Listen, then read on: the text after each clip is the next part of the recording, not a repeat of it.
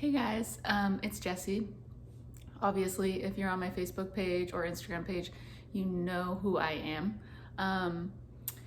I wanted to make a video because I have been really, um, I've been feeling like, and I'm gonna try not to like stop this video a bunch, but I've been feeling lately a lot like,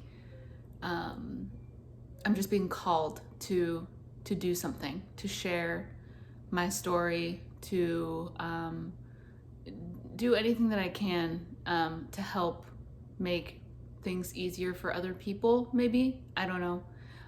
It's kind of like a learning experience for me throughout my journey. But I just wanted to share a little bit about my story. Because I have had some friends and some acquaintances recently who have been struggling, having a hard time with their health, and some is related to addiction. And if you're a recovering addict, you know, it just hits different. Like you feel that even worse because you've been there. So I feel like I have a moral obligation to try and help, and I don't know what the best way to help is besides just share my story. So, I actually just finished writing my book. I wrote a book about my journey thus far in life, and it's not like all inclusive. It's not every moment of my life. It's not every single thing I've gone through. It's just a collection of moments put together in the form of poetry. So it has poetry mixed in, and it's an autobiography. So that is really more of an all-encompassing like story of my life, which I'll be publishing it soon, but still working on the cover and whatnot.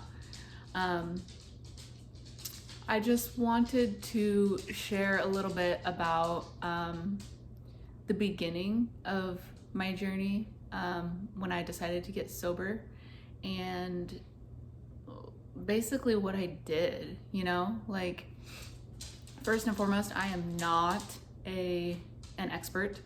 I am not a therapist. I don't have all the answers. I don't know, but I can just share what I did and what worked for me. And maybe that'll help, maybe it won't, but doesn't really hurt, right? So I decided to get sober on July 16th, 2018. It was actually the day that we spread my dad's ashes. My dad passed away from a single person vehicle accident. It was just him. He hit a tree, but he was drinking and driving. My dad was an alcoholic most all of his life, and I grew up with that, and it was really hard to lose him. Like I didn't see it coming. It was very unexpected, and I didn't get to say goodbye. And it really, really hit home the day we spread his ashes. Like a light switch just went off in my head that day, and it flipped, and I just knew that I wasn't ever gonna drink again, because I didn't want that life. I didn't want it anymore. It wasn't doing anything for me except making my life worse and harder. And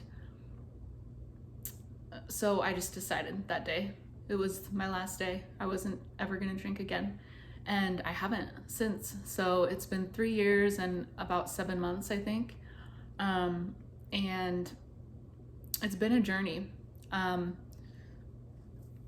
It's been a lot of ups and downs, but it's, life is just ups and downs, and it's a roller coaster ride. It's never a straight line.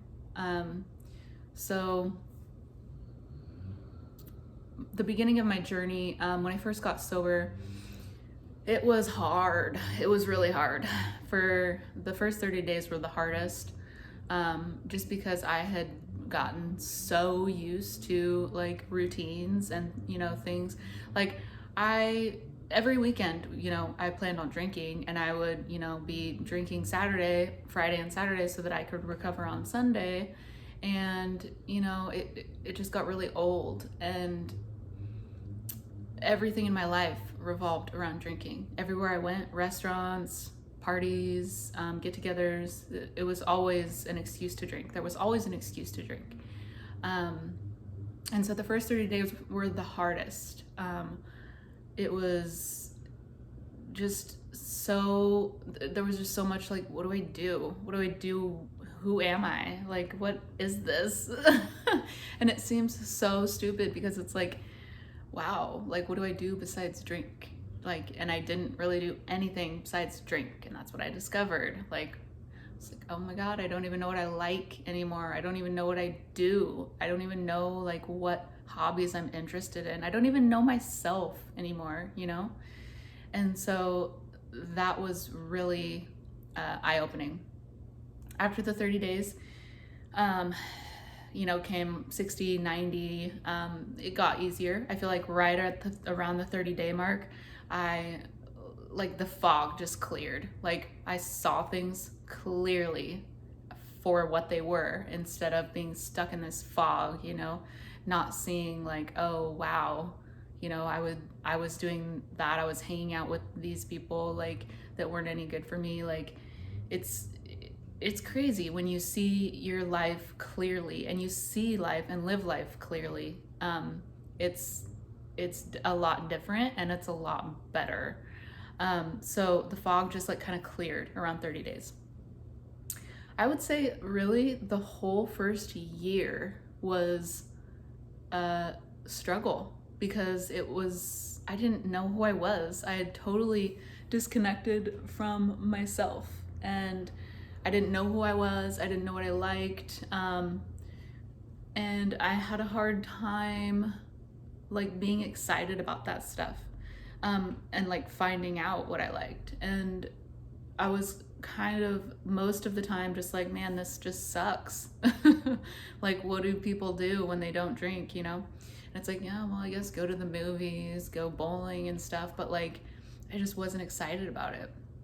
And so, I was also grieving the loss of my father, which was really hard, and, also comes in waves, just like life. And I remember, just really being tired of the way that I had lived for so long, and the same cycles I had repeated and repeated for so long. And one day I was just like, I'm just gonna do something different, Like, what can I do that's different? Like, what can I do that I like, that I'll enjoy, like, that I can start making like a weekly thing, And I decided I was gonna paint. I was gonna start painting. And I was just gonna paint like a couple paintings, like, I don't know, figure something out. I've always loved art and been into different mediums and whatnot. So I just got some supplies. I got a canvas, I got paintbrushes, paint, and then I went home and I started painting. And let me tell you, like, you don't have to be like an artist to paint. You don't have to be an artist to draw. You don't have to be an artist to make art. But everybody is an artist, let me tell you that as well. We are all born with artistic qualities and skills and abilities, and then, that just gets hammered out of us as we get older. One person says they don't like our art, and we just believe them and never do it again, But for me, painting was about the process, and it still is. I was talking to my boyfriend the other day, and I was like, talking about how I've been selling my paintings now and doing like my own design work and selling stuff. And we were talking about my business and how I could, like, ways I could expand it and stuff. And it's not exciting to me. Like, doing more, you know, creating more designs for like Vernonia or, you know, the business side of it. It's not exciting to me, all the paperwork and stuff. The thing that I'm most excited about is the process. The thing that makes me so happy is just painting, you know? Like, that's where it all comes out, and that's how I get it out.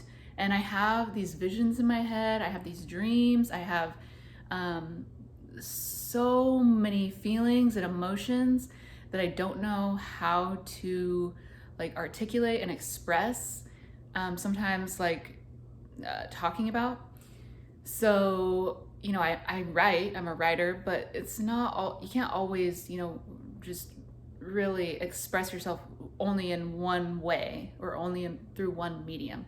So while I do enjoy writing, painting has been like so amazing. Like, it's a way that I can literally get my feelings out and just explore and just, you know, paint whatever I want. And the thing that I love about painting is that no matter what, like, there's no mistakes. You can never make a mistake in painting, like, because you just paint over it, you know? You just paint over it, you just do something new, you just go a different direction.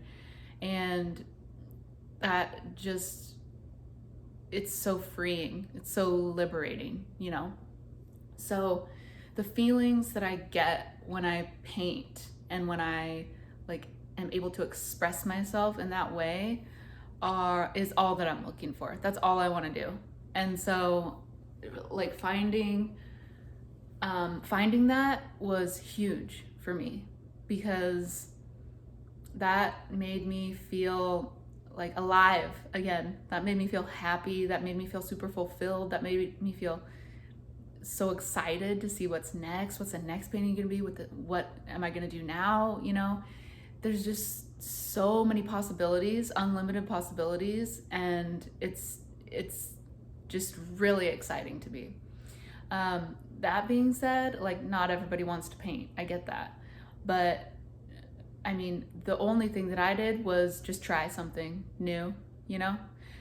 Like they always say, you know, you can't just keep doing the same thing over and over and expect different results. And that's definitely true. I think the best thing that you can do is to just start exploring and experimenting and doing things. So in the beginning of my recovery, I, you know, really, and my grief, I felt so alone. Like, I felt so incredibly alone. Like, everybody's around you and everybody is telling you, you know, how sorry they are and asking what they can do to help, but nobody's really there, you know? Like, they could be there for you, but they don't know how to be there for you. And you don't really know what you need them to be there to do, right? You're just so heartbroken, you just want to curl up in bed and not leave bed, you know?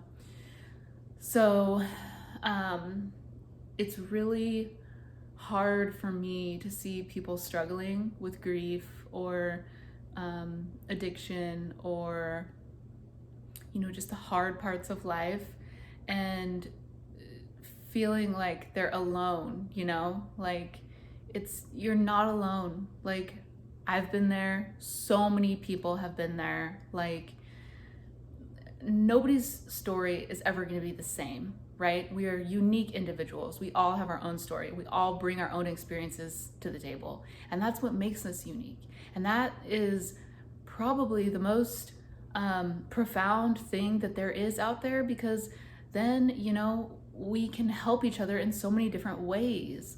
But just being able to feel comforted by the fact that someone else has been there, and and you're not alone, and you don't have to walk through it alone, and they can, help you, like, just tell you what they did, just give you some ideas, just, be there. Because there was a lot of times, like, I didn't want to reach out and ask for help, and I just wanted someone to just hang out with me, just be there. Like, I don't want anything else. Like, let's just do the basic things, But when you get in your own head and you get so overwhelmed with emotions, it's hard to ask, and sometimes you just gotta go be there for people. Sometimes you just gotta go, and, you don't need to ask them what they need. You can just be there, and that's enough, So I don't know what it is that I can do to help, or what that's gonna look like moving forward, but it's something that I feel really strongly about that I need to do. So if you have any ideas, or if you're struggling, or if you need something, or you have an idea of how I can help, like, please, please, please reach out to me and let me know, because I want to help in any way that I can, but I just don't know what the best way to do that is. On that note as well, I did want to mention that I, as part of my recovery, I did not do the traditional AA, I've been to one AA meeting in my life, and my boyfriend invited me. And I totally get the principles of AA, and I think they're fantastic, and they work for a lot of people. And I think that if AA is something that works for you, you should definitely do that, and you should definitely, preach about it and tell other people about it, because it's super successful. But in this day and age, like, AA is not for everybody, and I think that it's super important to find just whatever works for you personally on your path to recovery. So I think that there is definitely more than one way to do things, but I don't know really where I'm going with this, but yeah, I don't know. I just want to help in any way that I can. And I've thought about, starting a blog. I've thought about just making some videos here and there, telling bits and pieces of my story. I have wrote my book. I'm about to publish it. But I don't know. Like, I guess I just want to get your thoughts and opinions on what would be most helpful to you, or people that you know that are looking for help and support. So send me a message, or comment, or just let me know. All right, I'll hopefully be making another video soon. I don't know a lot about making videos, but I'm learning. All right, I'll talk to you later. Bye.